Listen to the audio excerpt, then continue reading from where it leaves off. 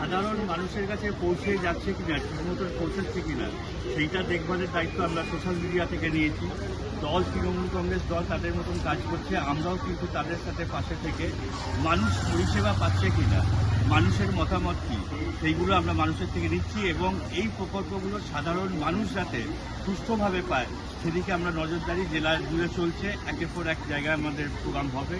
আমাদের আজ ইমামবাড়া সদর হসপিটালে প্রোগ্রাম হচ্ছে, পরবর্তীকালে চন্দননগর শ্রীরামপুরে আমরা প্রোগ্রাম করব এবং জেলার বিভিন্ন হসপিটালে যেখানেই মা ক্যান্টিন আছে আমরা সেখানে যাব, যাতে সুষ্ঠুভাবে মানুষ পরিষেবা পায়।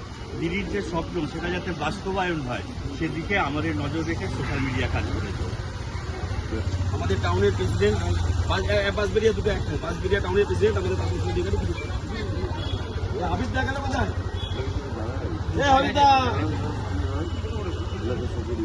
আজকে আমরা বাংলার হৃদয় মমতা সোশ্যাল মিডিয়ার পক্ষ থেকে সিদ্ধা সদর হসপিটালে মা ক্যান্টিনের যে পরিষেবা এটা আমাদের মাননীয় মমতা বন্দ্যোপাধ্যায় দিয়েছেন। এটা এখানকার হাজার হাজার মানুষ রোগীকে দেখতে আসেন আত্মীয়-স্বজনরা। আর যে 5 টাকার বিনিময়ে মা ক্যান্টিনে যে খাবারের সুযোগটা পায়, আমরা চাই আগামী দিনে এই সুযোগটা যাতে আরও রোগী যারা দেখতে আসেন তাদের পরিবারবর্গ রোগীদের মধ্যে ছড়িয়ে দেওয়া যায়। সেই উপলক্ষকে সামনে রেখে আমরা আমাদের এই কর্মসূচি করছি।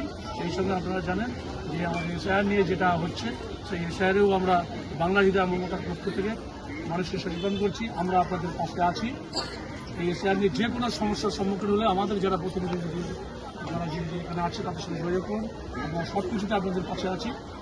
দিদির নির্দেশ এবং সরকারের নির্দেশ অনুযায়ী আমরা আপনাদের পাশে আছি। এই কথাগুলো আমি আমার বক্তব্য সুস্থ থাকুন, ভালো থাকুন। আরেক মিনিট, দিদিরা কিছু বলবেন।